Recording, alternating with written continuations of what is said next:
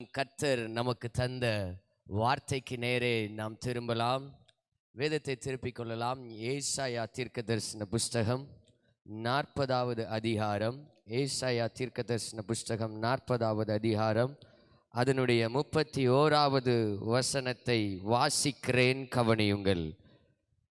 கர்த்தருக்கு காத்திருக்கிறவர்களோ புது பலன் அடைந்து கழுகுகளைப் போல செட்டைகளை அடித்து எழும்புவார்கள். அவர்கள் ஓடினாலும் இளைப்படையார்கள், நடந்தாலும் சோர்ந்து போகார்கள். கழுகுகளைப் போல செட்டைகளை அடித்து எழும்புவார்கள். ஒரு நிமிடம் நாம் தலைகளை தாழ்த்தி கர்த்தர் தந்த இந்த வார்த்தைக்காக நாம் ஜெபிக்கலாம். நல்ல தகப்பனே, நல்ல வேலைக்காக உமக்கு நன்றி செலுத்துகிறோம். ஆண்டவரே, இந்த ஆசீர்வதிக்கப்பட்ட இந்த காலை வேளையிலையும் கர்த்தர் நீர் எங்களோடு கூட இடைபடுகிறவராய், எங்களோடு கூட பேசுகிறவராய் நீர் இருக்கிறீர். வார்த்தையாக நீர் கடந்து வந்திருக்கிறீர். ஆண்டவரே, சத்திய ஆவியாகிய ஆவியானவர் சத்திய வசனத்தை எங்களுக்கு விளக்கி போதிக்கிற ஆவியானவர் எங்களோடு கூட இருக்கிறபடினால் உமக்கு நன்றி. வார்த்தையும் ஆவியும் எங்களிடத்தில் பலமாய் வெளிப்படட்டும். ஆவியானவர் நீர் பேசும், நாங்கள் கேட்கிறோம். இயேசுவின் நாமத்தில் பிதாவே, ஆமேன், ஆமேன். கர்த்தருக்கு காத்திருக்கிறவர்களோ புது பலன் அடைந்து கழுகுகளைப் போல செட்டைகளை அடித்து எழும்புவார்கள். அவர்கள் ஓடினாலும் இளைப்படையார்கள், நடந்தாலும் சோர்ந்து போகார்கள். இன்று காலை வேளையிலே கர்த்தர் நம்மை பார்த்து கர்த்தர் சொல்லுகிற ஒரு வார்த்தை, அவருக்கு காத்திருக்கிற நீங்களும் நானும் கழுகுகளைப் போல செட்டைகளை உயர அடித்து பறக்கிற ஒரு காலம் சமீபமாயிருக்கிறது. அல்லேலூயா. நான் விசுவாசிக்கிறேன், கர்த்தர் இந்த இடத்துல ஒரு பெரிய தீர்க்க தரிசன மண்டலத்தை கர்த்தர் திறந்திருக்கிறார். ஏற்கனவே சபையில கர்த்தர் தீர்க்க தரிசன வார்த்தைகளை கர்த்தர் அருளி கொண்டு இருக்கிறார். ஆனால் இன்று விசேஷமாக இந்த 3 நாட்களும் கர்த்தர் உங்களோடு இடைபடுகிற விதம், கர்த்தர் உங்களோடு பேச போகிற விதம், கர்த்தர் உங்களோடு ஒவ்வொரு நேரமும் அவர் உங்களோடு என்கவுண்டர் பண்ற விதம், ஒவ்வொரு நாளும் ஒவ்வொரு நொடியும் நீங்க ஆவலோடு காத்திருக்கணும். கர்த்தர் வித்தியாசமான சில காரியங்களை, சில அற்புதங்களை, சில வெளிச்சங்களை கர்த்தர் உங்களுக்கு கொடுக்க போகிறார். சபையே, நீங்கள் விசுவாசிக்கும் பொழுது உங்களிடத்துல கர்த்தர் அந்த மகிமையை காண பண்ணுவார். இன்றைக்கு கர்த்தர் உங்களுக்கு கொடுக்கிற வார்த்தை, கழுகுகளை போல நீங்கள் செட்டைகளை அடித்து உயர எழும்புகிற நாட்கள் இருக்கிறது. ஆமென். எத்தனை பேர் விசுவாசிக்கிறீங்க? அவருடைய வார்த்தை நம்மை கலியுற வைக்கிறது. கர்த்தருடைய வார்த்தை நமக்கு நேரே வரும் பொழுது அது நம்மை புது பலனடைய செய்கிறது. காரணம் என்னவென்றால், அவர் சொல்லுகிறார், நான் உங்களுக்கு சொல்லுகிற வசனம் எல்லாம் ஆவியாயும் ஜீவனாயும் இருக்கிறது. கர்த்தருடைய வார்த்தை ஒரு மனிதனுக்கு நேரே வரும் பொழுது, கர்த்தருடைய வார்த்தை ஒரு மனிதனுக்கு நேரே வரும் பொழுது அது அவனுடைய ஆவியை புதுப்பிக்கிறது, அவனுடைய சிந்தையை மறுரூபமாக்குகிறது, அவனுடைய சரீரத்திற்கு அது ஒரு பெரிய தேவ பலனாய் இருக்கிறது. அல்லேலூயா, அல்லேலூயா. இந்த நாள்ல இந்த வார்த்தையை கர்த்தர் கொடுக்கும் போது, நான் தியானித்துக் கொண்டு இருக்கும் பொழுது, நான் ஒரு எப்பொழுதும் செய்திக்கு செல்லும் பொழுது ஆண்டவரிடத்துல ஒரு உறுதியை கேட்பேன். ஆண்டவரே, அந்த செய்தி பிரசங்கம் பண்ணுகிற இடத்துல நீர் என்னை உறுதிப்படுத்த வேண்டும், இதுதான் இந்த ஜனங்களுக்குரிய வார்த்தை என்று சொல்லும் பொழுது, அருமையான போதகர் ஜெகோல் அவர்களை பார்த்து, நீங்கள் ஒரு சிறிய ஆராதனையை நடத்துங்கள், அதன் பின்பு நான் பிரசங்கிக்க வருகிறேன் என்று சொல்லும் பொழுது, முதலாவது அவர் பாடின பாடல், இது செட்டைகளை அடித்து உயர எழும்பும் காலம். ஆமென். இந்த சபைக்கு கர்த்தர் சொல்லுகிறார், இது செட்டைகளை அடித்து உயர எழும்புகிற காலம். ஆமென். ஏற்கனவே ஒரு பக்கம் செட்டையை கர்த்தர் அடிக்க வைத்து விட்டார். வருகிற நாட்கள்ல அடுத்த பக்கத்திலும் கர்த்தர் செட்டையை அடிக்க வைப்பார். ஆமென்.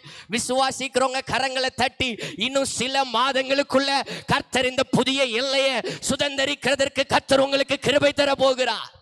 ஆமென். பக்கத்துல சொல்லுங்க, ஏற்கனவே ஒரு பக்கம் செட்டையை அடிக்க ஆரம்பிச்சாச்சு, இப்போ அடுத்த பக்கம். எல்லாரும் இங்க கை நீட்டுங்க, எல்லாரும் இந்த பக்கத்தை பார்த்து நீட்டுங்க. இப்போ அடுத்த பக்கத்து செட்டையை கர்த்தர் அடிக்க வைக்க போகிறார். ஆமென், ஆமென், ஹல்லேலூயா. கர்த்தருக்கு காத்திருக்கிற உங்கள் மீது அவர் தம்முடைய வார்த்தையை அனுப்பி பலப்படுத்தி கழுகுகளை போல செட்டைகளை அடிக்க வைக்கிறார். வாக்குத்தத்தம் நிறைவேறுகிறதற்கு முன்பதாக காத்திருப்பு காலம் என்று சொல்லி ஒரு காலம் இருக்கிறது. வெயிட்டிங் பீரியட் என்று ஒன்று இருக்கிறது. நீங்க காத்திருக்கிற நேரத்தில் இருக்கும் பொழுது அது உங்களுடைய காத்திருப்பு காலமாய் தான் இருக்கிறது. அது வீணாய் போகிற நாட்கள் அல்ல. நீங்க தேவ சமூகத்தில் செலவிடுகிற ஒவ்வொரு நாளும், தேவனுடைய பாதத்தில் செலவிடுகிற ஒவ்வொரு நொடி பொழுதும் அது ஒரு நாளும் வீணாய் போவதல்ல, அது முதலீடாய் இருக்கிறது. முதலீடை செய்கிறவன் அதனுடைய பிரதிபலனை நிச்சயம் காண்பான். நீங்கள் முதலீட்டாளர்களாய் இருக்கிறீர்கள். இந்த சபை தேவனுடைய சமூகத்துல முதலீடு செய்கிற சபையா இருக்கிறது. கர்த்தர் உங்கள் முதலீட்டினுடைய பிரதிபலனை காண செய்வார். இந்த உலகத்துல வெல்த் அட்வைசர்ஸ் என்று சொல்லி அநேகர் இருக்கிறாங்க. நம்மளுடைய பணத்தை எங்கெல்லாம் முதலீடு செய்து அதை எப்படி அந்த பணத்தை பெருக்குவது என்று சொல்லி அவங்க கிட்ட போனீங்கன்னா அவங்க சொல்லுவாங்க, நீங்க இன்வெஸ்ட் பண்ணி பாருங்க, நிச்சயம் உங்களுக்கு என்ன கிடைக்கும், இதுல இருந்து ஒரு லாபம் கிடைக்கும் என்று சொல்லுவார்கள். அங்க லாபம் கிடைக்குதோ இல்லையோ, ஆனா கர்த்தருடைய சமூகத்துல இந்த 2 முழங்கால முடக்கி நீங்களும் நானும் முதலீடு பண்றோம் பாத்தீங்களா, இந்த நேரத்தை இன்வெஸ்ட் பண்றோம் பாத்தீங்களா. அவர்கள் இந்த உலகத்துல இருக்கிற ஏதோ ஒரு கம்பெனில முதலீடு பண்றாங்க. ஆனா நீங்களும் நானும் ராஜ்யத்தின் சுவிசேஷத்தை நமக்கு தந்த பரலோக ராஜ்யத்தில் முதலீட்டாளர்களாய் இருக்கிறோம். ஆமென். இப்பொழுது இருக்கிறதை காட்டிலும் 1000 மடங்கு பெருக பண்ணுகிற தேவன் ஆண்டவர் இந்த காத்திருப்பு காலத்துல கழுகுகளை போல செட்டைகளை அடித்து பறக்க வைக்கிறதற்கு வெறுமனே சாதாரண பலனை அவர் உங்களுக்கு தரவில்லை. தன்னுடைய பலனை, வருத்தப்பட்டு பாரம் சுமக்கிறவர்களே நீங்கள் எல்லாரும் என்னிடத்தில் வாருங்கள், நான் உங்களுக்கு இளைப்பாறுதல் தருவேன். அது என்ன இளைப்பாறுதல்? தேவ பலத்தினால் வருகிற ஒரு இளைப்பாறுதல். ஆமென். கர்த்தருடைய நாமத்தில் வருகிற ஒரு இளைப்பாறுதல், கர்த்தருடைய நாமத்தினால வருகிற ஒரு இளைப்பாறுதல். சபையே, உங்களை பார்த்து கர்த்தர் சொல்லுகிறார், இது ஒரு சாதாரணமான சபை அல்ல. இன்றைக்கு ஒருவேளை நேற்று தினத்தில் கர்த்தர் சொன்னது போல கையளவு மேகம்தான், ஆனா ஒரு பெருமழையின் இரைச்சல் சத்தம் கேட்டுக்கொண்டே இருக்கிறது. ஒரு பெருமழையின் இரைச்சல் சத்தத்தை நீங்கள் கேட்க வேண்டும். ஒரு பெருமழையின் இரைச்சல் சத்தத்தை நீங்கள் கேட்க வேண்டும். ஒரு மேகம் இந்த ஸ்தலத்தை மூடும். ஒரு மகிமையின் மேகம் இந்த ஸ்தலத்தை மூடி இருக்கிறது. அந்த மகிமை சன்னங்களை ஈர்க்கிறது. அந்த மகிமை சன்னங்களை இழுத்து கொண்டு வருகிறது. கர்த்தருடைய மகிமை வெளிப்படும் பொழுது ராஜாக்கள் இந்த சபை நடத்திற்கு நடந்து வருகிறவர்களாய் இருப்பார்கள். ஆமென். ராஜாக்களை நாம் தேடி போக வேண்டிய அவசியம் அல்ல. ராஜாக்கள் நம்மை தேடி வருகிற, ராஜாக்கள் தீர்க்கதரிசிகளை தேடி வருகிற, ராஜாக்கள் கர்த்தருடைய தேவ பிள்ளைகளை தேடி வருகிற ஒரு காலமாய் இந்த காலம் இருக்கிறது. ஆமென், ஆமென். நல்லா விசுவாசிக்கிறவங்க உங்க விசுவாசத்தின் அளவுக்கு தக்கதா ஒரு ஆமென் சொல்லலாமா? ஆமென். கர்த்தர் நல்லவர், கர்த்தர் நல்லவர். அவர் சொன்னா செய்து முடிப்பார். ஆமென். இந்த காத்திருப்பு காலத்துல நீங்கள் உங்களுடைய பலனை, உங்களுடைய ஜெபத்தை, உங்களுடைய வார்த்தையின் தியானத்தை ஒரு நாளும் நீங்கள் வீணடிக்கவில்லை. ஏனென்றால் காத்திருப்பு காலத்தில் உங்களோடு கூட இருக்கிறவர் கர்த்தர். சொல்லுங்க, பக்கத்துல சொல்லுங்க, உங்க கூட இருக்கிறது கர்த்தர். இந்த வெயிட்டிங் பீரியட்ல உங்க கூட இருக்கிறது கர்த்தர். ஒரு நாள் வரப்போகிறது, கழுகு போல நீங்க செட்டைகளை அடித்து எழும்ப போறீங்க. கழுகு போல செட்டைகளை அடித்து எழும்ப போறீங்க. இந்த வேதத்துல கழுகை பற்றி பார்க்கும் பொழுது இந்த கழுகினுடைய சில குணாதிசயங்களை இன்றைக்கு நீங்களும் நானும் தியானிக்க போகிறோம். கழுகு என்று பார்க்கும் பொழுது வேதத்தில் ஆண்டவர் இந்த கழுகை எதற்கு ஒப்பிடுகிறார் என்றால் பலத்திற்கு ஒப்பிடுகிறார். ஆமே, ஆமே. புதுப்பித்துக் கொள்ளுதலுக்கு ஒப்பிடுகிறார். முதல்ல சொல்லுங்க, பலத்துக்கு ஒப்பிடுகிறார், புதுப்பித்துக் கொள்ளுகிறதற்கு ஒப்பிடுகிறார். அடுத்தது இளைப்பாறுதலுக்கு ஒப்பிடுகிறார். ஆமே. அநேக ஆராய்ச்சியாளர்கள் சொல்லுகிறார்கள், 1 மணி நேரம் அந்த கழுகு பறக்கும் பொழுது வெறும் 2 தடவை தான் செட்டைகளை என்ன செய்யுமா? அடிக்கும். 2 முறை செட்டைகளை அடிக்கும். காரணம் என்ன தெரியுமா? இந்த கழுகு மட்டும்தான் எதிர்த்து வருகிற காற்றை தனக்கு சாதகமாக சாதகமாக்கி கொள்ளுகிற பறவையா இருக்கிறது. பறவைகளில் இந்த கழுகு விசேஷித்தமானது. ஆண்டவர் உங்களை என்னையும் கழுகு போல செட்டைகளை அடித்து, ஆமென், செட்டைகளை அடித்து. காரணம் என்ன தெரியுமா?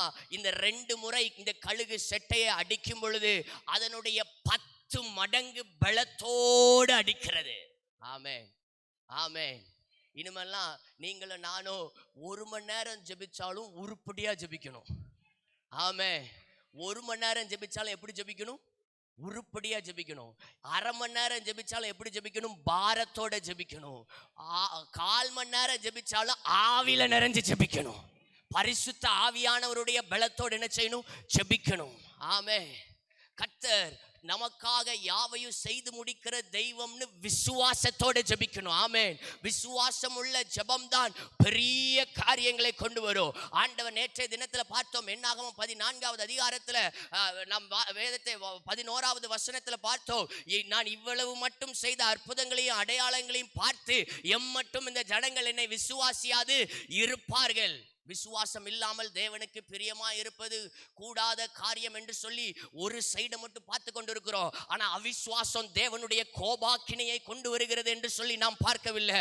நீங்களும் நானும் ஏதோ இந்த சபைக்கு வார, ஏதோ ஆராதனைக்கு வருகிறேன், ஏதோ ஜெப கூட்டத்திற்கு வருகிறேன், கர்த்தர் எதை செய்யணும்னு நினைக்கிறாரோ அதை செய்யட்டும் இல்லைங்க. கர்த்தர் உங்களை கொண்டு எதை செய்ய திட்டம் பண்ணி இருக்கிறாரோ அந்த திட்டத்தை இந்த காத்திருப்பு காலத்துல நீங்கள் பெற்றுக்கொண்டு செட்டைகளை அடிக்கும் பொழுது அவர் இருக்கிற உயர்வுக்கு, ஆமென், அவர் எதிர்பார்க்கிற உயர்வுக்கு, இன்னும் சொல்லணும்னா அவர் இழுக்கிற உயர்வுக்கு, தேவன் உங்களை இழுக்கிற உயர்வுக்கு, ஆமென். எல்லாரும் பக்கத்துல பார்த்து சொல்லுங்க, தேவன் இழுக்கிற உயர்வுக்கு நீ வரணும். ஆண்டவர் எந்த உயரத்துக்கு, அதனாலதான் சும்மா இங்க உட்கார வைக்கலங்க, அவரோடு கூட உன்னதங்களில் உட்காரவும் செய்தார். ஆமென். அவரோடு கூட உன்னதங்களில் உட்கார வைத்திருக்கிறார். நீங்களும் நானும் பெற்றுக்கொண்டிருக்கிற அனுபவம் ஒரு உன்னத அனுபவம். கர்த்தர் உங்களுக்கும் எனக்கும் கொடுத்திருக்கிற அனுபவம் உன்னத அனுபவம். ஆண்டவர் உங்க கூட இருக்கிறார்னா, சபையே ஆண்டவர் உங்க கூட இருக்கிறார்னா அதற்கு ஒரு பெரிய உன்னதமான நோக்கம் இருக்கிறது. அதற்கு கர்த்தர் உன்னத அனுபவங்களை உங்களுக்கு கொடுத்து அந்த உன்னத திட்டத்தை கர்த்தர் உங்களை கொண்டு நிறைவேற்ற போகிறார். உங்க சபையில கர்த்தர் உங்களை கொண்டுதான் சில காரியங்களை செய்வார்.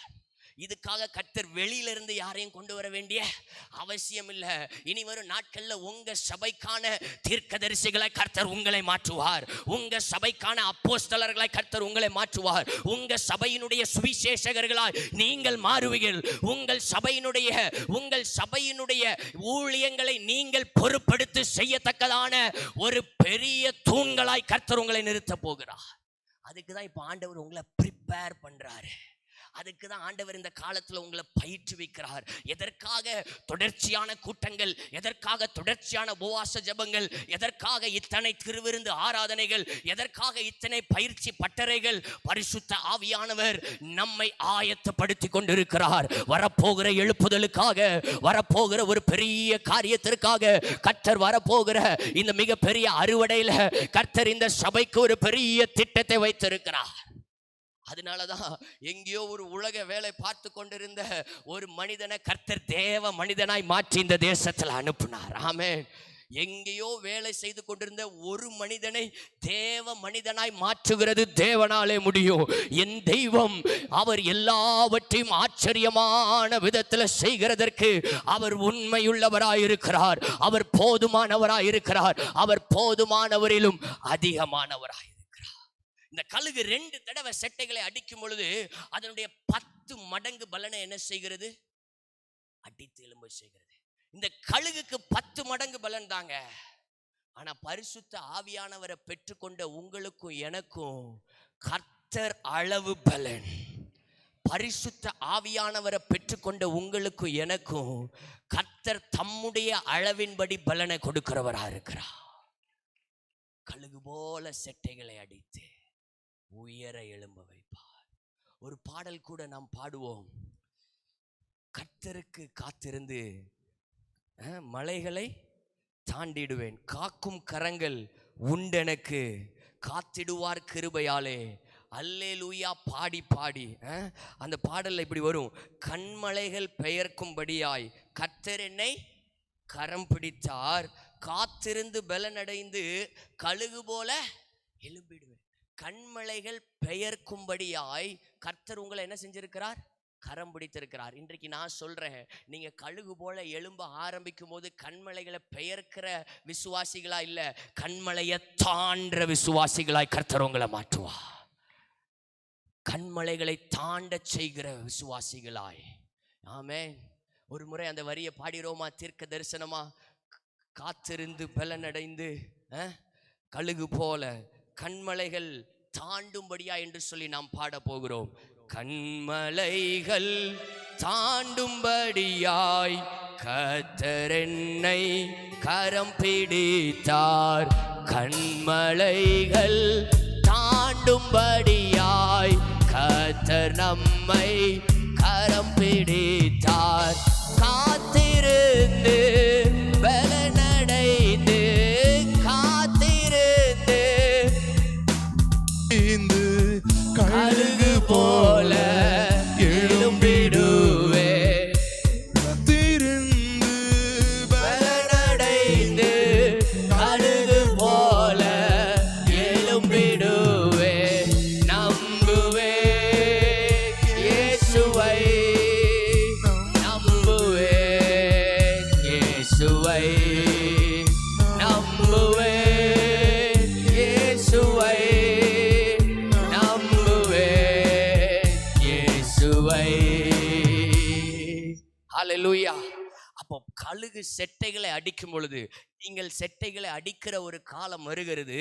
நீங்கள் செட்டைகளை அடிக்கும் பொழுது பரிசுத்த ஆவியானவருடைய பலன் உங்களுக்கு இருக்கும். ஆமென், ஆமென். சிம்சோன் மீது பரிசுத்த ஆவியானவர் பலமாய் இறங்கின போது சிம்சோனை கொண்டு கர்த்தர் பெலிஸ்தரை முறியடித்தார். ஆமென், ஆமென். சவுலின் மீது பரிசுத்த ஆவியானவர் இறங்கின போது சவுலை கொண்டு கர்த்தர் இஸ்ரவேல் ஜனங்களுக்கு விடுதலையை கொடுத்தார். தாவீதின் மீது பரிசுத்த ஆவியானவர் இறங்கின போது தாவீதுக்கு எல்லா எல்லைகளிலும் கர்த்தர் ஜெயத்தை கொடுத்தார். இன்றைக்கு உங்கள் மீது பரிசுத்த ஆவியானவர் இறங்கி இருக்கிறபடியால் கர்த்தர் உங்களை கழுகுகளை போல செட்டைகளை அடித்து உயர உயர உயர உயர பறக்க வைக்க போகிறார். ஆமென், ஆமென். கர்த்தர் கழுகு போல செட்டைகளை அடித்து பறக்க வைக்கிற காலம். ஒரு காரியத்தை மறந்து விடக்கூடாது. நீங்களும் நானும் வேஸ்டிங் பீரியட்ல இல்ல, வெயிட்டிங் பீரியட்ல இருக்கிறோம். நீங்களும் நானும் வேஸ்டிங் பீரியட்ல இல்ல, வெயிட்டிங் பீரியட்ல இருக்கிறோம். 1 ராஜாக்கள் 19வது அதிகாரத்திற்கு நேரே நம்முடைய வேதத்தை நாம் திருப்பிக் கொள்ளலாம். 1 ராஜாக்கள் 19வது அதிகாரம். அங்கே எலியா 19வது அதிகாரத்தில் நாம் வாசிக்கிறேன். 4வது வசனத்தை வாசிக்கிறேன். அவன் வனாந்திரத்தில் ஒரு நாள் பிரயாணம் போய் ஒரு சூரைச் செடியின் கீழ் உட்கார்ந்து தான் சாக வேண்டும் என்று கோரி, போதும் கர்த்தாவே, என் ஆத்துமாவை எடுத்துக்கொள்ளும், நான் என் பிதாக்களை பார்க்கலும் நல்லவனல்ல என்று சொல்லி ஒரு சூரைச் செடியின் கீழ் படுத்திருந்தான். ஒரு சூரைச் செடியின் கீழ் படுத்திருந்த இந்த எலியா, அதற்கு முந்தின அதிகாரத்தில் நாம் பார்க்கிறோம், தேவனுக்காக பல காரியங்களை வைராக்கியமாய் சாதித்த ஒரு மனிதன். கர்த்தருக்கு முன்பாக நிற்கிற நான் என்று ராஜாக்கு முன்பதாக நின்று கொண்டு அந்த ராஜாவை அவன் கண்டுகொள்ளாமல் என்ன சொல்லுகிறான்? கர்த்தருக்கு முன்பாக நிற்கிறான். கற்பனை பண்ணிக்கொள்ளுங்கள். உங்களை எண்ணி உலகத்தில் இருக்கிற இன்றைக்கு இருக்கிற பெரிய அதிகாரி முன்னாடி நிறுத்திட்டு நம்ம போய் சொன்னோன்னா, கர்த்தருக்கு முன்பாக நிற்கிற நான் சொன்னா என்ன சொல்லுவாங்க? நீ ஏன் முன்னாடியில் நிற்கிற, என்ன சொல்ற? கர்த்தருக்கு முன்பாக. இப்போ இருக்கிற காலத்திலேயே இப்படி இருக்குன்னா, அன்னைக்கு ராஜாவின் நாட்கள், அது ஒரு மொனார்க் கவர்மெண்ட்டு. அது வெறும் ராஜா கட்டளை சொன்னால் நடக்கணும், ராஜா சொன்னால் கேட்கணும். அங்கே உங்கள் பேச்சுக்கோ உங்கள் கருத்துக்கோ உங்களுடைய காரியத்திற்கு எதற்கும் சுதந்திரமே கிடையாது. அப்படிப்பட்ட காலத்தில் இப்போ எலியா சொல்லுகிறார், கர்த்தருக்கு முன்பாக நிற்கிற நான். இப்படி வைராக்கியமாய் தேவனால் பயன்படுத்தப்பட்ட ஒரு பாத்திரம், அபிஷேகத்தினாலே நிறைந்த ஒரு பாத்திரம், ஆண்டவருக்காக எல்லாவற்றையும் வைராக்கியத்தோடு செய்தவன், 850 தீர்க்கதரிசிகளை வெட்டி கொண்டவன், அவர்களை தோற்கடித்தவன். இப்படிப்பட்ட ஒரு தீர்க்கதரிசி இப்போ சொல்லுகிறார், போதும் கர்த்தாவே, என் ஆத்துமாவை எடுத்துக்கொள்ளும். எலியாவினுடைய ஊழியத்தில் கர்த்தர் அழகா பிளான் பண்ணி வச்சிருந்தாங்க. அடுத்தது எலிசாவை அபிஷேகம் பண்ணணும், அடுத்தது 2 ராஜாக்களை அபிஷேகம் பண்ண வேண்டும் என்று கர்த்தர் எலியாவின் ஊழியத்தில் பிளான் பண்ணி வச்சிருந்தாங்க. ஆனால் வெயிட்டிங் பீரியடுக்குள்ள பிரவேசிக்க வேண்டிய எலியா தன்னை தானே வேஸ்டிங் பீரியடுக்குள்ள, காத்திருக்கிற நேரத்திற்குள்ள பிரவேசிக்க வேண்டிய இந்த எலியா காலத்தை விரயமாக்குகிற நேரத்துக்குள்ள, காலத்தை விரயமாக்குகிற காலகட்டத்துக்குள்ள எலியா தன்னைத்தானே பிரவேசிக்க வைக்கிறான். இன்னைக்கு நாமும் சில நேரம் இப்படிதான் இருக்கிறோம். ஆண்டவர் நம்மை 40 நாள் ஓரே மட்டும் நடந்து போக வைக்கிறதுக்காக ஒரு வெயிட்டிங் பீரியட்ல கர்த்தர் நம்மளை வழி நடத்த, அது காத்திருக்கிற காலத்துக்குள்ள அடியெடுத்து வைக்கிறதுக்கு முன்பதாக நம்முடைய மாம்சம் நம்மை மேற்கொண்டு, நம்முடைய சுய சித்தம் நம்மை மேற்கொண்டு, நம்முடைய மாம்ச சிந்தை நம்மை மேற்கொண்டு, மாம்சத்துக்கு இடம் கொடுக்கிறதுனால, உலகத்துக்கு இடம் கொடுக்கிறதுனால, பிசாசுக்கு இடம் கொடுக்கிறதுனால அநேக நேரத்தில் காத்திருக்கிற பீரியடுக்குள்ள போக வேண்டிய நீங்களும் நானும் காலத்தை விரயமாக்குகிற காலத்துக்குள்ள செல்லுகிறோம். இது நம்மளுடைய சுய தேர்ந்தெடுப்பா இருக்கிறது. எலியாவை யார் சூரச் செடி கீழே போய் படுக்க சொன்னா? ஆண்டவர் சொன்னாரா? இல்ல. தீர்க்கதரிசி என்பவன் யார்? அவன் எங்கே போனாலும் கர்த்தருடைய வார்த்தைக்கு கட்டுப்பட்டு, கர்த்தருடைய வார்த்தைக்கு செவி கொடுத்து, கர்த்தருடைய வார்த்தையை கேட்டு கேட்டு நடக்கிறவன் தான் தீர்க்கதரிசி. கர்த்தருடைய வார்த்தையை கேட்டு கொண்டு நடக்கிறவன் தீர்க்கதரிசி அல்ல, கர்த்தருடைய வார்த்தையை கேட்டு கேட்டு நடக்கிறவன். அப்படிப்பட்ட ஒரு தீர்க்கதரிசி தன்னைத்தானே காலத்தை விரயமாக்குகிற ஒரு காலகட்டத்திற்குள் பிரவேசிக்க வைக்கிறான். இப்பதான் ஆண்டவர் தூதரை அனுப்புறாரு. இன்னைக்கு நீங்க கவலைப்பட வேண்டாம். ஒருவேளை நீங்க உங்களுடைய வேஸ்டிங் பீரியட்ல இருந்துட்டு இருக்கிறேன்னு சொல்லி நினைக்கலாம். ஒருவேளை நான் காத்திருக்கிற காலம், இந்த காலம் விரயமாய் கொண்டு இருக்கிறதே, இன்னமும் கர்த்தருடைய ராஜ்யத்தை ஸ்தாபிக்க வேண்டிய எல்லைகள் ஏராளம் இருக்கிறதே, இன்னமும் சபைகள் ஸ்தாபிக்கப்பட வேண்டிய எல்லைகள் ஏராளம் இருக்கிறதே, இன்னமும் ஆண்டவருக்காக நான் செய்ய வேண்டிய காரியம் ஏராளம் இருக்கிறதே, இன்னமும் ஆண்டவருக்காக நான் எழும்பி பிரகாசிக்க வேண்டிய காலம் இன்னும் வெகு காலமா இருக்கிறதே என்று சொல்லி நீங்க உங்கள் இருதயத்தில் அந்த பாரம் அடைத்தவர்களாய், ஆனால் நானோ என்னுடைய காலத்தை விரயமாக்குகிற கட்டத்துக்குள் இருந்து கொண்டிருக்கிறேனே என்று சொல்லி நீங்க நினைத்து கொண்டிருக்கலாம். ஆனா இன்றைக்கு கர்த்தர் உங்களுக்காக ஒரு தூதனை அனுப்ப போகிறார். கர்த்தர் இன்றைக்கு உங்களுக்காக ஒரு தூதனை அனுப்ப போகிறார். கர்த்தர் இன்றைக்கு உங்களுக்காக ஒரு தூதனை அனுப்ப போகிறார். கர்த்தர் இன்றைக்கு உங்களுக்காக ஒரு தூதனை அனுப்பி இருக்கிறார். எத்தனையோ முறை கர்த்தர் பல தூதர்களை அனுப்பியும் அந்த தூதனுடைய சத்தத்திற்கு, எத்தனையோ முறை கர்த்தர் பல சத்தங்களை அனுப்பியும் அந்த சத்தத்திற்கு கீழ்ப்படியாதவர்களாய், அந்த சத்தத்திற்கு செவி கொடுக்காதவர்களாய் நம்ம போயிருக்கலாம். அப்பத்தையும் தண்ணீரையும் வைத்த பொழுது அதை குடித்து, அந்த போஜனத்தை குடித்து, 6வது வசனம், அவன் விழித்து பார்க்கிற போது ஈலோ தடலில் சுடப்பட்ட அடையும் ஒரு பாத்திரத்தில் தண்ணீரும் தலைமாட்டில் இருந்தது. அப்பொழுது அவன் புசித்து குடித்து திரும்ப படுத்து கொண்டான். எத்தனையோ தடவை திரும்ப படுத்து கொண்ட அனுபவம் ஒருவேளை இன்றைக்கு உங்களுக்கு இருந்திருக்கலாம், இன்றைக்கு வர. ஆனா கர்த்தர் இன்றைக்கு ஒரு தூதனை அனுப்பி உங்களை தட்டி எழுப்பி 40 நாள் ஓரே மட்டும் உங்களை நடக்க வைக்க போகிறார். 40 நாள் அவர் கொடுக்கிற பலத்தில் போரே மட்டும் கர்த்தர் உங்களை நடக்க போகிறார். நீங்க செல்ல வேண்டிய தூரம் வெகு தூரம். சபையே, இந்த தரிசனத்தோடு இது நிற்க போகிறதல்ல, இது செல்ல வேண்டிய தூரம் வெகு தூரம். இது கன்னியாகுமரி முதல் காஷ்மீர் வரை பரவி பாய்கிற ஒரு அக்கினி. இது கன்னியாகுமரி முதல் ஜம்மு காஷ்மீர் வரை பரவி பாய்கிற ஒரு தரிசனம். அப்படிப்பட்ட ஒரு தரிசனம் இன்னும் வெகு தூரம். இன்னைக்கு கர்த்தர் ஒரு தூதனை அனுப்புறாரு. 2வது விசை உங்களுக்கு ஒரு தூதனை அனுப்புறாரு. முதல் விசை கொடுத்த தூதன் தழலில் சுடப்பட்ட அடையும் ஒரு பாத்திரத்தில் தண்ணீரும் கொடுத்தார். ஆனா 2வது வந்த தூதன் எதை கொடுத்தார் என்று குறிப்பிடவில்லை, எதை கொடுத்தார் என்று அங்க எழுதவில்லை. அங்க தண்ணீர் கொடுக்கப்பட்டதா, அடை கொடுக்கப்பட்டதா, அல்ல திராட்சரசம் கொடுக்கப்பட்டதா, அல்ல அப்பம் கொடுக்கப்பட்டதா, இல்ல கோதுமை மாவு கொடுக்கப்பட்டதா, இல்ல அவர் காடையை கொடுத்தாரா என்று தெரியாது. ஆனா 2வது ஒரு தூதனை அனுப்பி அவர் வார்த்தையை கொடுத்தார். ஆமென், ஆமென். அவர் எதை கொடுத்தாருங்கிறது தெரியாது, ஆனா அவர் வார்த்தையை கொடுத்தார். அவர் வார்த்தையை கொடுத்தார். இன்றைக்கு உங்களுக்கும் எனக்கும் கர்த்தர் தந்த வார்த்தை இருக்கிறது. இன்றைக்கு நமக்கு கர்த்தர் தந்த வார்த்தை இருக்கிறது. இந்த வார்த்தை உங்களை 40 நாள் உங்களை நடக்க செய்யும்.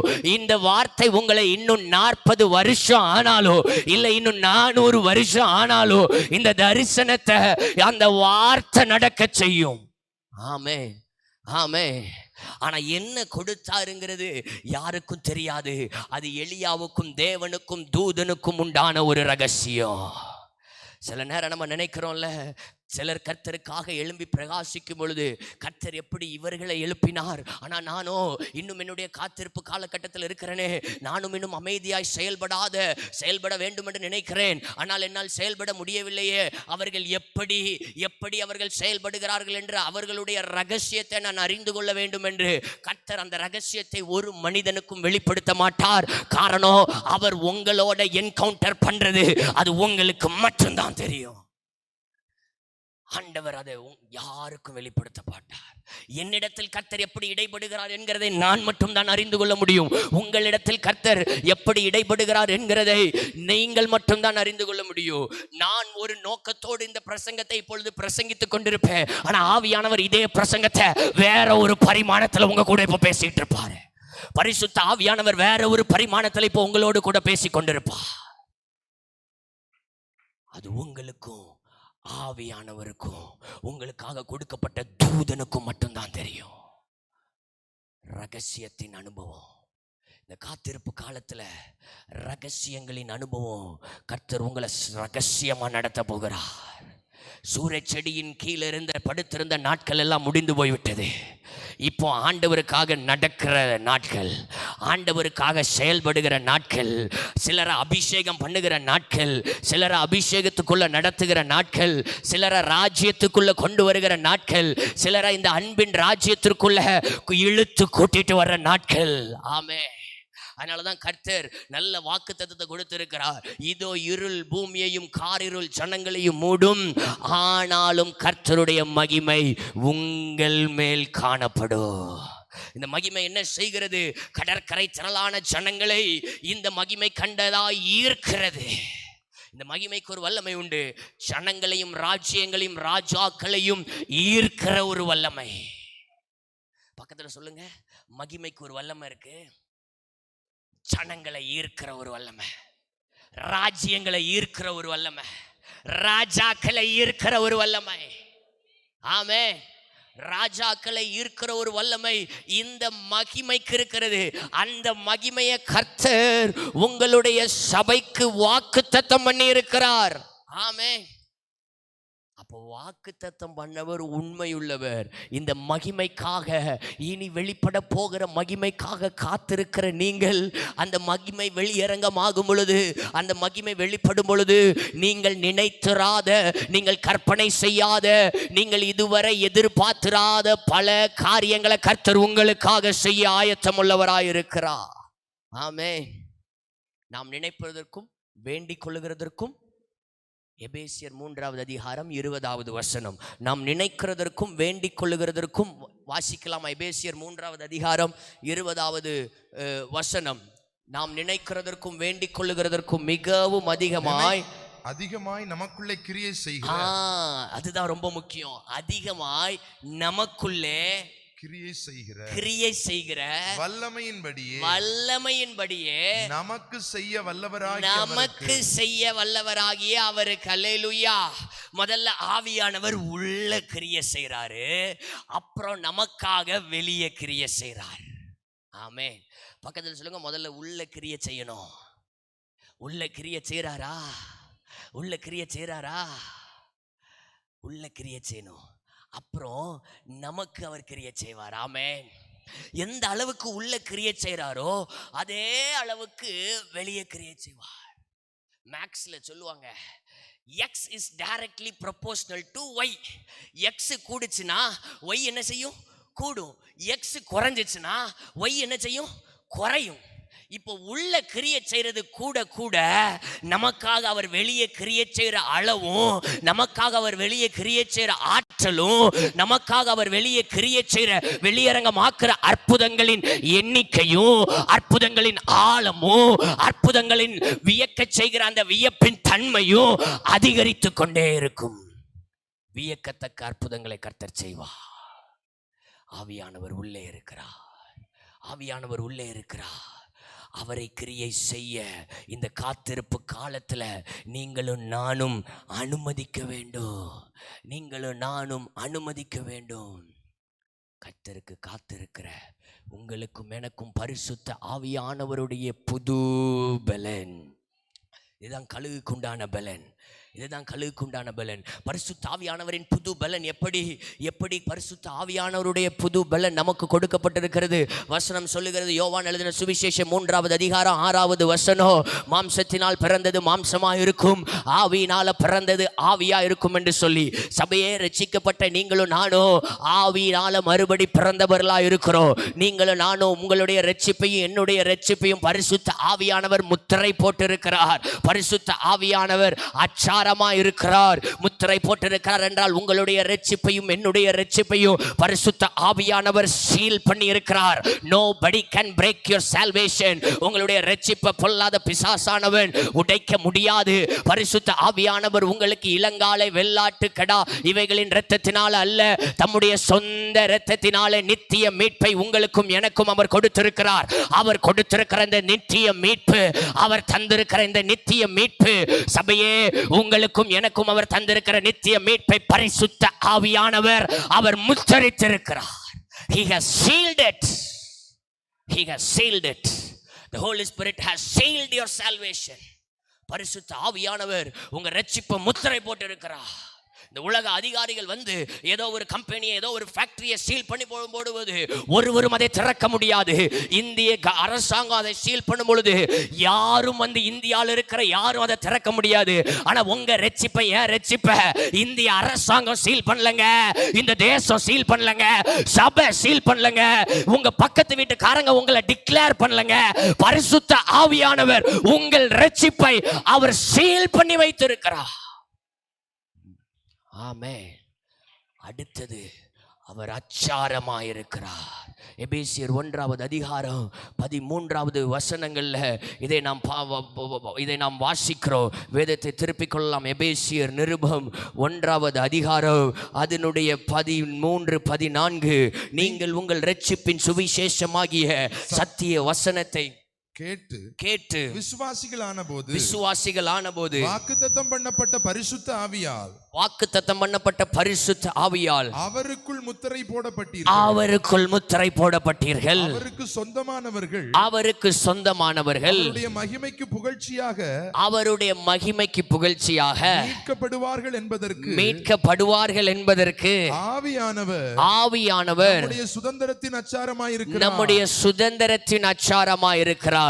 இப்ப பரிசுத்த ஆவியானவர் முதலாவது கிறிஸ்துவுக்குள் நம்மை முத்திரை போடுகிறார். இரண்டாவது அதே பரிசுத்த ஆவியானவர் என்ன செய்கிறார்? நமக்கு நம்முடைய சுதந்திரத்தின் அச்சாரமா இருக்கிறார். பரிசுத்த ஆவியானவர் உங்க ரட்சிப்பின் கேரண்டியா இருக்கிறார். பக்கத்துல சொல்லுங்க, உங்க ரட்சிப்பின் கேரண்டி ஆவியானவர். உங்க ரட்சிப்பை கொடுத்து கேரண்டி கொடுக்கிறது ஆவியானவர். உங்க ரட்சிப்பை கொடுத்து கேரண்டி கொடுக்கிறது இந்த உலக மனுஷர்கள் யாரும் கொடுக்க முடியாது. பரிசுத்த ஆவியானவரோடு நீங்கள் உங்களை இணைத்து கொள்ளும் பொழுது, பரிசுத்த ஆவியானவருடைய அபிஷேகத்துக்கு நீங்க இடம் கொடுக்கும் போது, ஆவியானவருடைய நடத்துதலுக்கு நீங்க இடம் கொடுக்கும் போது, ஆவியானவர் தாமே நம்முடைய ஆவியினுடனே கூட சாட்சி கொடுக்கிறவராயிருக்கிறார். ஆமென்.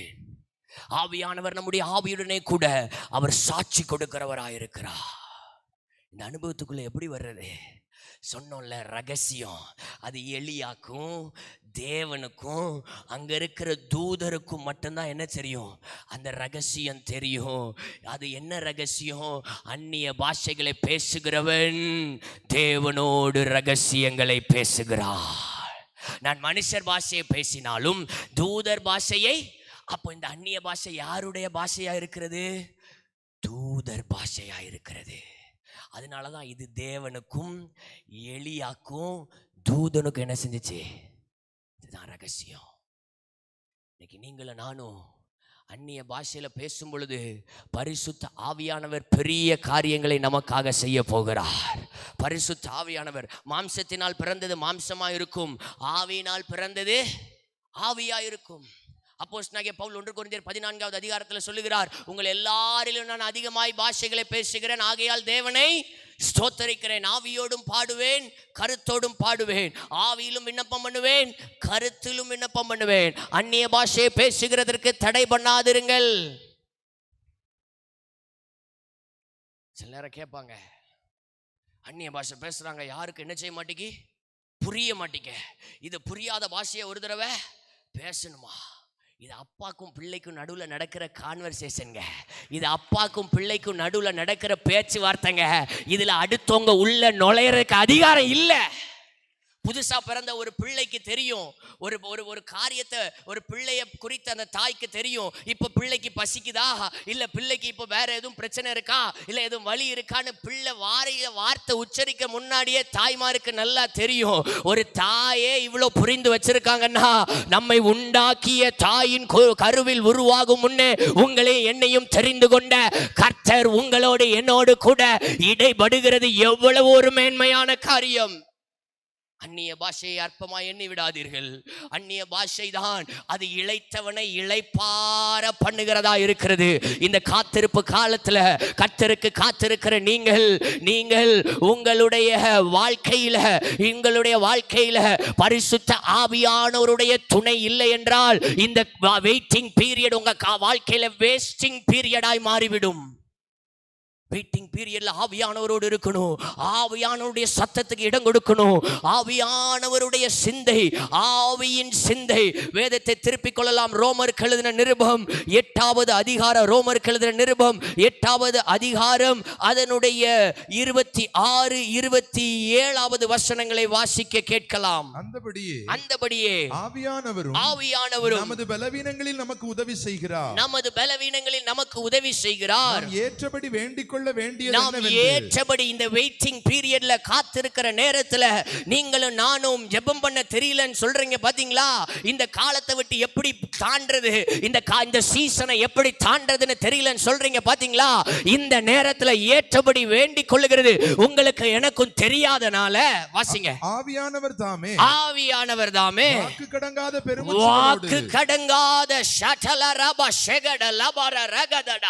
வாக்கு கடங்காத பெருமூச்சு பரிசுத்த ஆவியானவர் நமக்காக வேண்டுதல் செய்கிறார். அவர் யாருக்காக வேண்டுதல் செய்கிறார்? சபையே, அவர் உங்களுக்காக எனக்காக வேண்டுதல் செய்கிறார். ஆமென், ஆமென். அடுத்த வசனம்.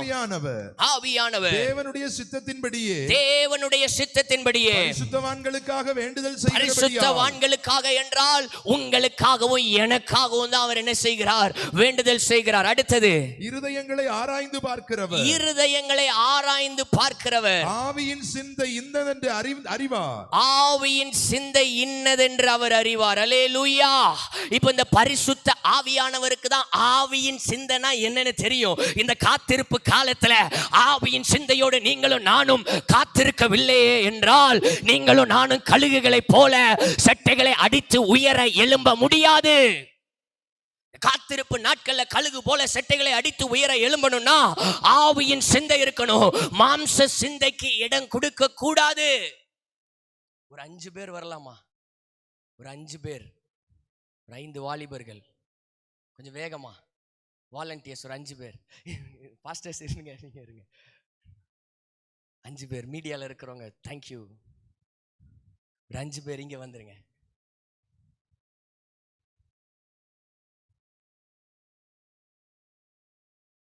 ஓகே, அவங்க சென்டர், நீங்க வாங்க, நீங்க சென்டர்ல இருங்க. ஓகே, இப்போ இதுதான் மனிதனுடைய சிந்தையா இருக்கிறது, நம்முடைய ஆத்துமாவா இருக்கிறது.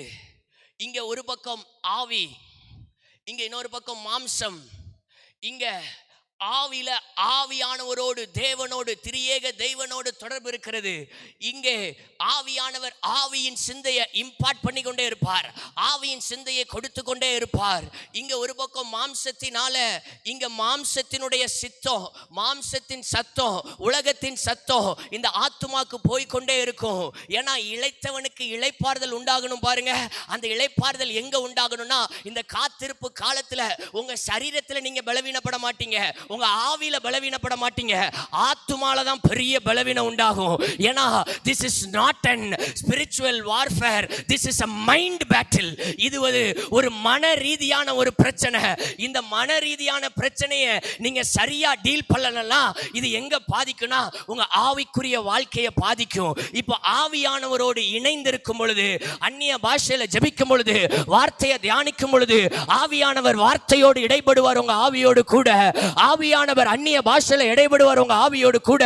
இது ஆத்துமாவை டிரான்ஸ்ஃபார்ம் பண்ணும், இது ஆத்துமாவை மறுரூபமாக்கும், உங்க மனதை புதிதாக்கும். மனம் புதிதாகிறதுனாலே மறுரூபம் ஆகுங்கள். இந்த மனம் புதிதாகும் போது இந்த சரீரம் ஜீவ பலியாக ஆண்டவருக்கு ஒப்பு கொடுக்கப்படும். ஹல்லேலூயா. இப்போ இந்த உலகத்தின் சத்தம் பிரிந்து போய்விடும். ஒரே ஒருத்தர் தாங்க ஆவியும் வார்த்தையும். உங்களுடைய ஆவி, ஆத்துமா, சரீரம் மூன்றையும் கரை திரை அற்றதாய் அவருக்கு முன்பாக நிறுத்துகிறது. காத்திருப்பு காலத்துல உங்களுக்கு இளைப்பாறுதல் வேணும் ஆத்துமால, அதுக்கு உங்களுக்கு தேவை ஆவியும் வார்த்தையும். கழுகு போல எழும்பணுமா? கழுகு போல எழும்பணுமா? நான் கழுகு போல எழும்புவேன், நான் கழுகு போல செட்டைகளை அடித்து எழும்புவேன், கழுகு போல நான் வேட்டை ஆடுவேன், கழுகு போல வேகமாய் பறப்பேன், கழுகு போல உயர எழும்புவேன்னு சொல்றதெல்லாம் ஓகேங்க. வார்த்தையும் ஆவியையும் சார்ந்து இருக்கலன்னா கழுகு போல எழும்ப முடியாது. இன்றைக்கு சபை வார்த்தையை தியானிக்க வேண்டும். கர்த்தருடைய வேதத்தில் பிரியமா இருந்து இரவும் பகலும், பகலும் இரவும் என்று ஆண்டவர் எழுதவில்லை, இரவும் பகலும். ஏன்னா இரவுல தியானிக்கணும்னா அதுக்கு கொஞ்சம் தியாகம் வேணும், அதுக்கு தூக்கத்தை கொஞ்சம் தியாகம் பண்ணணும். ஆண்டவருக்காக நீங்க பண்ணுகிற தியாகம் இந்த காத்திருப்பு காலகட்டத்தில் சபையே நீங்கள் பண்ணுகிற தியாகம் உங்க ஆவி, ஆத்மா, சரீரத்துக்கு அது பிரயோஜனமாயிருக்கும். அவர்கள் கேட்ட வசனத்தை அவர்கள் விசுவாசிக்காதபடியினாலே, இந்த வசனத்தை அவர்கள் விசுவாசிக்காதபடியினாலே அந்த வார்த்தை அவர்களுக்கு பிரயோஜனமாய் இருக்கவில்லை. அவர்கள் இளைப்பாறுதலுக்குள் பிரவேசிக்கவில்லை. நீங்க இளைப்பாறுதலுக்குள் பிரவேசிக்கணுமா? வார்த்தையிலும் ஆவியிலும் நிலை கொண்டிருங்கள். ஆமென். Thank you, thank you. வார்த்தையிலும் ஆவியிலும் நிலை கொண்டிருங்கள். ஆவியானவரையும் வார்த்தையும் நாம் பிரிக்க முடியாது. பிரதர், எனக்கு பைபிள்லாம் ரொம்ப வாசிக்க தெரியாது, பைபிள் எனக்கு இன்டர்பிரட் பண்ண தெரியாது. ஏங்க, நான் பைபிள் காலேஜ்லாம் போனதில்லை. பரிசுத்த ஆவியானவரை விட பெரிய பைபிள் காலேஜ் எதுவும் இல்லைங்க. நான் ரட்சிக்கப்பட்ட கொஞ்ச நாள் தான் ஆகுது. இந்த பைபிளை எப்படி வாசிக்கணும்னு தெரியல. வாசிக்கணும்னு தெரியலையா, திரும்ப திரும்ப வாசிங்க. புரியலையா, திரும்ப திரும்ப வாசிங்க. விளங்கலையா, திரும்ப திரும்ப வாசிங்க. ஒரு நாள் அந்த வார்த்தை உங்களுக்கு விளங்கும். இல்ல விளங்கலனாலும் உங்க வாழ்க்கையை விளங்க செய்யும். ஆமென். வார்த்தை விளங்கலனாலும் பரவாயில்லைங்க, வார்த்தையை உட்கொண்டே இருங்க, வாழ்க்கை விளங்கும். ஆமென், ஆமென். கர்த்தருடைய வேதத்தில் இரவும் பகலும் தியானமா இருந்து அதுல பிரியமா இருக்கிற மனுஷன் பாக்கியவான். அவன் செய்வதெல்லாம் வாய்க்கும். நீங்க செய்யற ஊழியம் வாய்க்கணுமா? எந்த அளவுக்கு ஆண்டவர் பிரசன்னத்துல, எந்த அளவுக்கு இந்த காத்திருப்பு காலத்துல தேவ பிரசன்னத்துல, தேவ மகிமையில சோக்காய் இருக்கிறீங்களோ, ஊற வச்சு, எப்படி தேவ பிரசன்னத்துல ஊறி போயிருக்கணும். பக்கத்துல சொல்லுங்க, தேவ பிரசன்னத்துல ஊறணும். அப்பதான் ஆண்டவர் புளியும் போது கனிகளும் வரங்களும் வெளிவரும். ஆமென். சொல்லுங்க, தேவ பிரசன்னத்துல ஊறணும். எழுப்புதல் வரும்போது புளியப்படுவோம், அப்பொழுது கனிகளும் வரங்களும் வெளிப்படும். ஆமென். ஊறிக்கொண்டே இருக்க வேண்டும். இது ஒரு முறை ஊறுகிறதில்ல, திரும்ப திரும்ப அவருடைய பிரசன்னத்துல, அவருடைய பிரசன்னத்துல. உங்க பிரசன்னத்தில் சிறகில்லாமல் பறக்கிறேன்னு பாடுறது இல்லைங்க பிரசங்கம்.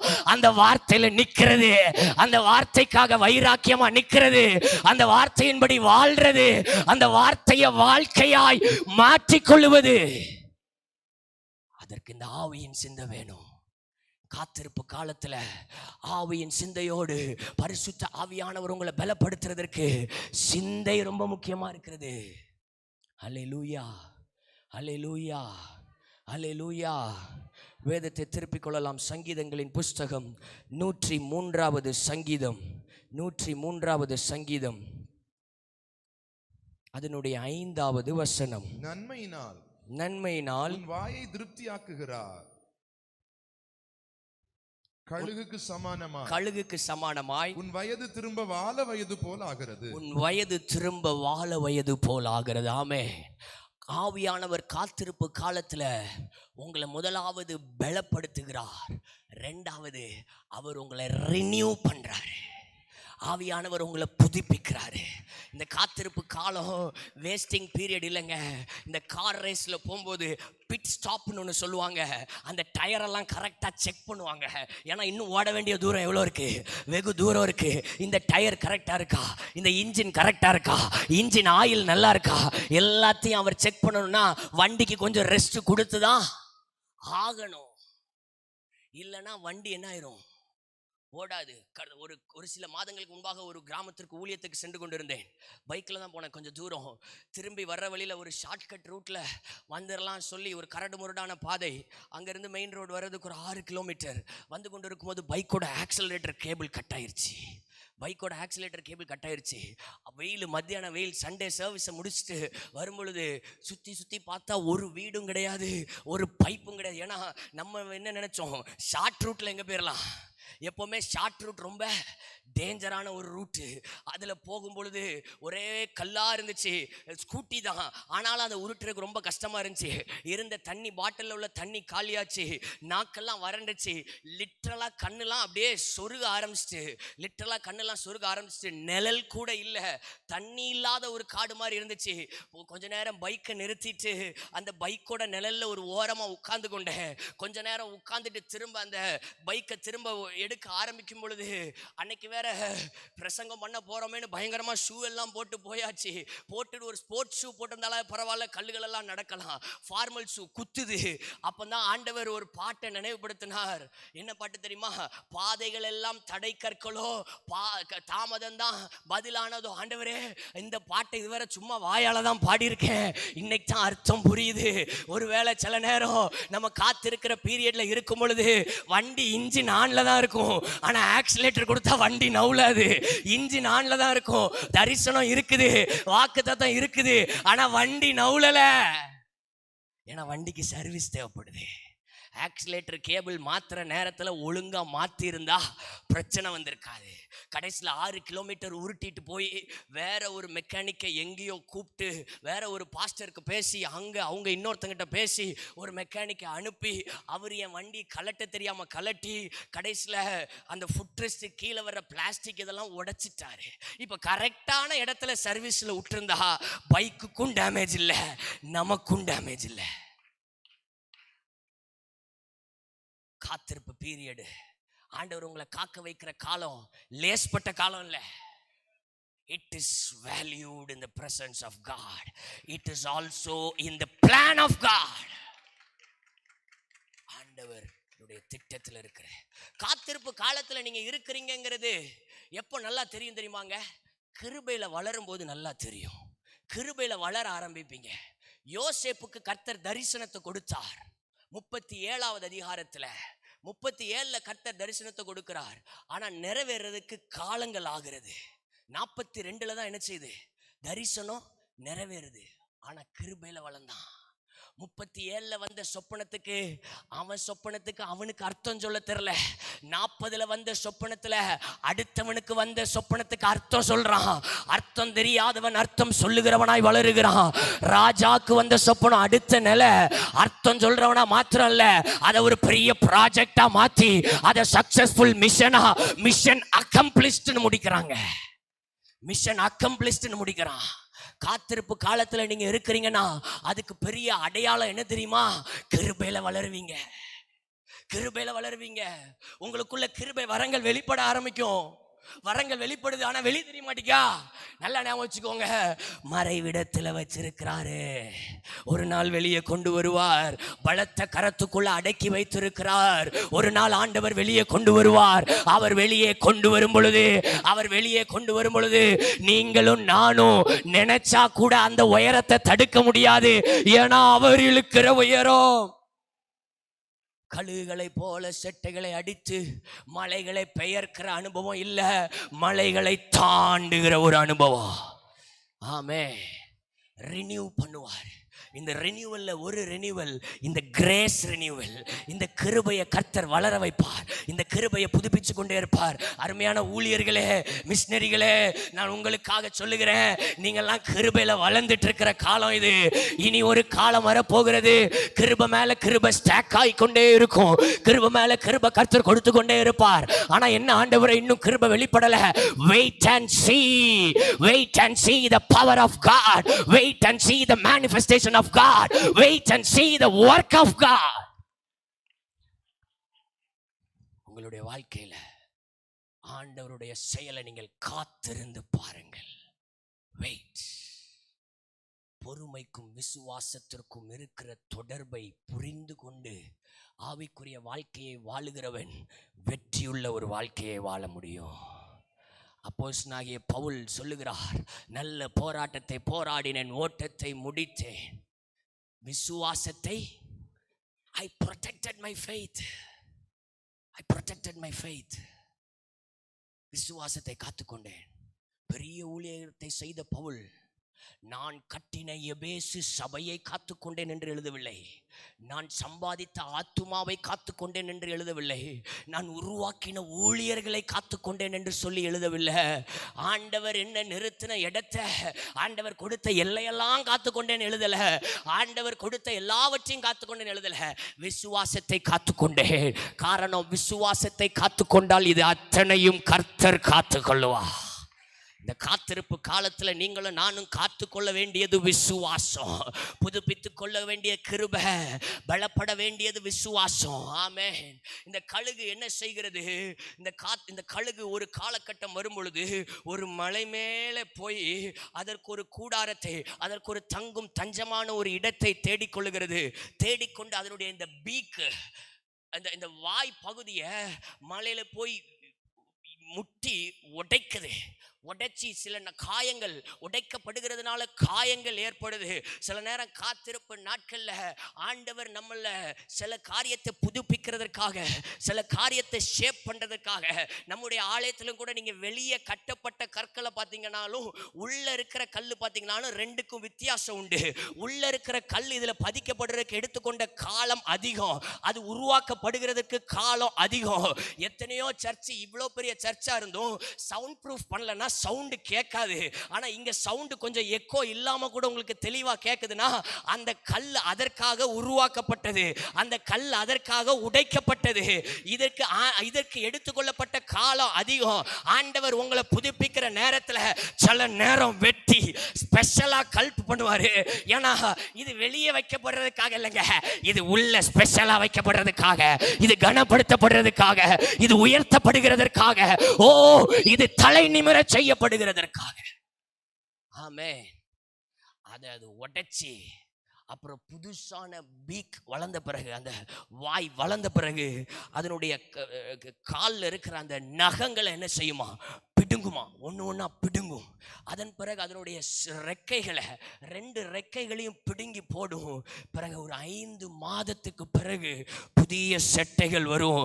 அப்பதான் 10 மடங்கு வெயிட் பண்ணி ஸ்டோர் பண்ணி வச்ச, இதுவரை கலெக்ட் பண்ணி வச்ச அந்த ஸ்ட்ரென்த்தை, இதுவரை பெற்றுக்கொண்ட வெளிப்பாடு, இதுவரை பெற்றுக்கொண்ட ரெவலேஷன்ஸ், இதுவரை பெற்றுக்கொண்ட வசனத்தின் வெளிச்சம், இதுவரை பெற்றுக்கொண்ட தரிசனம், இதுவரை பெற்றுக்கொண்ட வாக்குத்தத்தம், இதுவரை ஆண்டவருடைய சமூகத்திலிருந்து பெற்றுக்கொண்ட கிருபைகள், அவருடைய உயர்த்துற கிருபை, போதிக்கிற கிருபை, திருத்துற கிருபை, ஓ விசுவாசத்துல வளர செய்யற எல்லாம் அப்படி வெளிப்பட ஆரம்பிக்கும் பொழுது 10 மடங்கு செட்டைகளை அடித்து உயர எழும்பும். அன்னைக்கு நீங்க மலைகளை பெயர்க்கிறவங்களா இல்ல, மலையை தாண்டவங்களா. ஏன்னா ஒரு குறிப்பிட்ட உயரத்துக்கு போன பிறகு மலை எல்லாம் உங்களுக்கு எதா மாறிடும், சின்ன சின்ன கற்பாறை போல மாறிவிடும். கர்த்தர் அப்படிப்பட்ட எல்லைக்குள்ள கர்த்தர் உங்களை நடத்துவார். அல்லேலூயா. கர்த்தர் அப்படிப்பட்ட எல்லைக்குள்ள கர்த்தர் உங்களை நடத்த போகிறார். அப்படிப்பட்ட ஆசீர்வாதத்தை கர்த்தர் உங்களுக்கு வைத்திருக்கிறார். காத்திருக்கிற காலம் சாதாரண காலம் அல்ல. ஆனால் இந்த கழுகினுடைய ஒரு பண்பு என்னன்னா, கழுகுக்கு ஒரு சாதாரண மனிதனை விட 8 மடங்கு பார்வை திறன் அதிகமாக இருக்கிறது. பார்வை திறன் எப்படி இருக்குது? அதிகமாக இருக்கிறது. தரிசனம். என்ன தரிசனம்? என்ன தரிசனம்? உங்களை சபையினுடைய தரிசனத்தோடு இணைத்துக் கொள்றீங்களா? போதகருக்கு ஆண்டவர் கொடுத்த தரிசனத்தோடு இணைத்துக் கொள்றீங்களா? தலைமைக்கு கர்த்தர் கொடுத்த தரிசனத்தோடு மிஷனரிகள், ஊழியர்கள் உங்களை நீங்கள் இணைத்துக் கொள்ளுகிறீர்களா? எனக்கு ஆண்டவர் புது தரிசனம் கொடுத்துட்டாருன்னு பிச்சிட்டு ஓடுறதுக்கு இல்லைங்க. கர்த்தர் தலைமைக்கு கொடுத்த தரிசனம். எலியாக்கு கொடுத்ததை எலிசா நிறைவேற்றான். 2 ராஜாக்கள் என்ன செய்யறார்? அபிஷேகம் பண்ணுகிறார். இன்னைக்கு தரிசனம் ரொம்ப முக்கியம். ஆண்டவர் என்ன விஷனுக்காக என்ன வச்சிருக்கிறார்? நான் இருக்கிற ஊழியத்தோட தரிசனம் என்ன? எதுக்கு நீங்க நிலைநாட்டி இந்த தோட்டத்துல என்ன வச்சிருக்கிறாரு? இது மாந்தோட்டம்னா மாங்கனி தான் கொடுக்கணும், இது கொய்யா தோட்டம்னா கொய்யா கொடுக்கணும். மாந்தோட்டத்துல உட்கார்ந்துட்டு கொய்யா தான் கொடுப்பேன்னு நினைச்சா தோட்டக்காரர் பிடுங்கி தூக்கி தூர போட்டுருவாரு.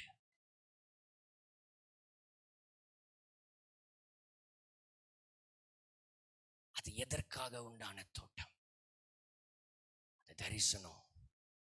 இன்னைக்கு அநேகர் ஆவியானவர் இதை பேசுறாரு.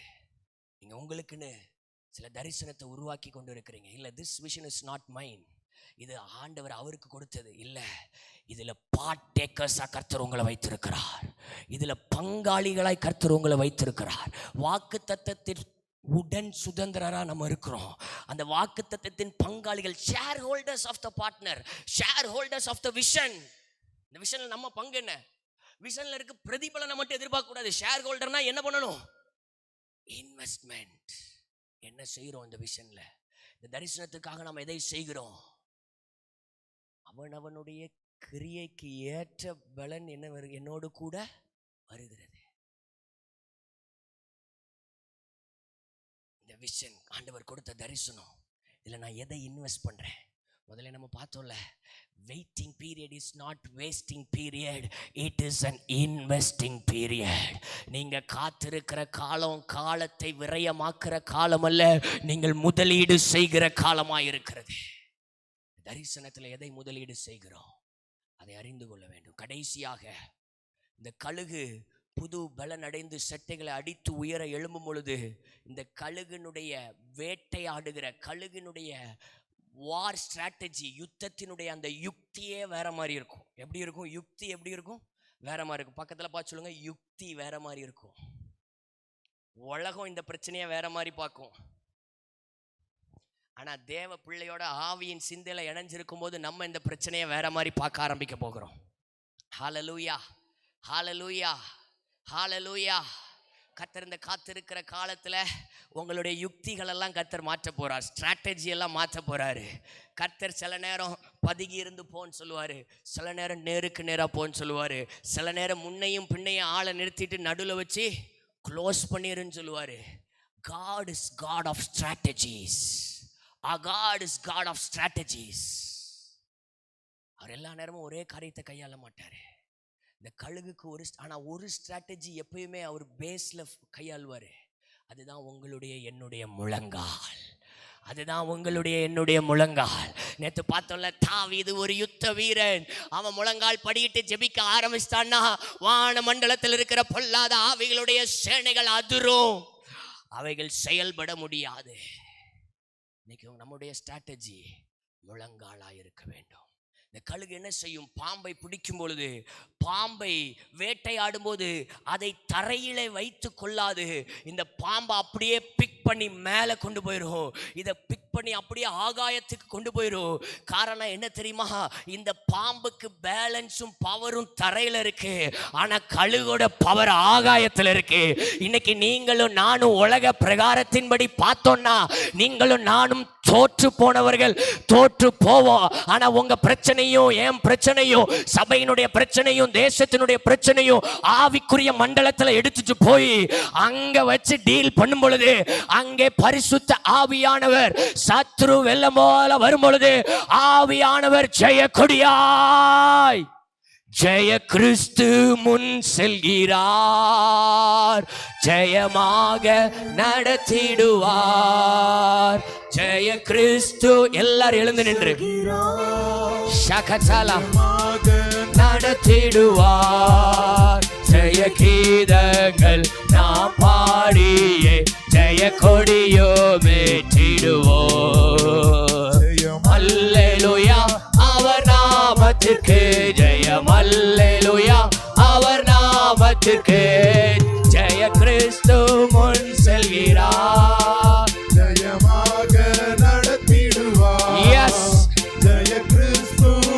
யார் யாருக்கெல்லாம் அந்த பரிசுத்த ஆவியானுடைய பலன் வேணுமோ வேகமா முன்னாடி வாங்க.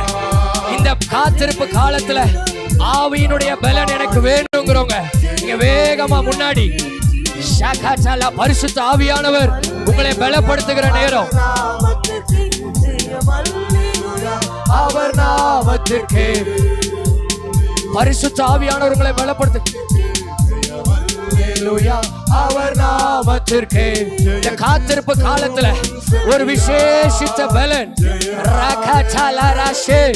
அப்படி அந்நிய பாஷையில எஸ் லார்ட். இந்த காத்திருப்பு காலம் வேஸ்டிங் பீரியட் அல்ல. It is an waiting period, precious period. ஜெயம் அல்லேலூயா அவர் நாமத்துக்கு. செல்கிறார் ஜெயமாக நடத்திடுவார். கிறிஸ்து முன் செல்கிறார் ஜெயமாக நடத்திடுவார். ஜெய கீதங்கள் நான் பாடியே ஜெய கொடியோ மேற்றிடுவோம். ஜெயம் அல்லேலூயா அவர் நாமத்திற்கு. ஜெயம் அல்லேலூயா அவர் நாமத்திற்கு.